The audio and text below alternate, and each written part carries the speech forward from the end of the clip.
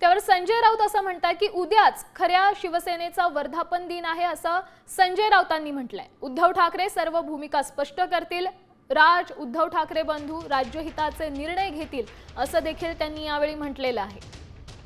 त्यामुळे आपण पाहू शकतोय संजय राऊतांनी पुन्हा एकदा शिवसेना मनसे युती संदर्भात वक्तव्य केलंय। त्या शिवसेनेचा 59वा वर्धापन दिन आहे। मूळ शिवसेनेचा, डुप्लिकेट शिवसेनेचा नाही। त्याविषयी लोकांच्या मनामध्ये काही शंका आहेत, संभ्रम आहेत, उत्सुकता आहे, असे अनेक विषय आहेत। त्या विषयावरती उद्धव ठाकरे उद्या बोलतील अशी सगळ्यांना अपेक्षा आहे। उद्धव ठाकरे व राज ठाकरे हे जे दोन बंधू आहेत, त्यांचे पक्ष जरी स्वतंत्र असले तरी शेवटी ते दोन बंधू आहेत।